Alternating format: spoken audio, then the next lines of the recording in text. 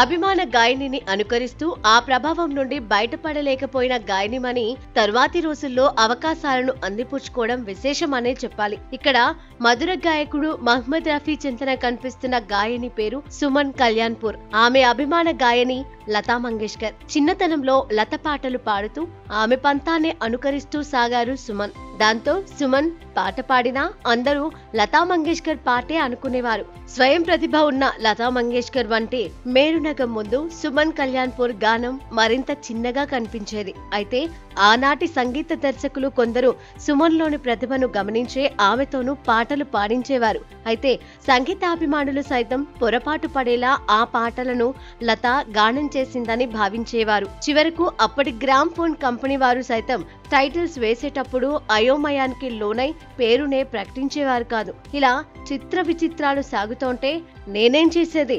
లతాజీ గానం నా గాత్రం కంటే కాస్త ముదురుగా ఉంటుంది, నాది చాలా లేతగా ఉంటుంది. ఇది గమనిస్తే చాలు ఎవరు ఏ పాట పాడారో అర్థమవుతుంది అంటూ వివరణ ఇచ్చుకునేవారు సుమన్ కళ్యాణ్పూర్.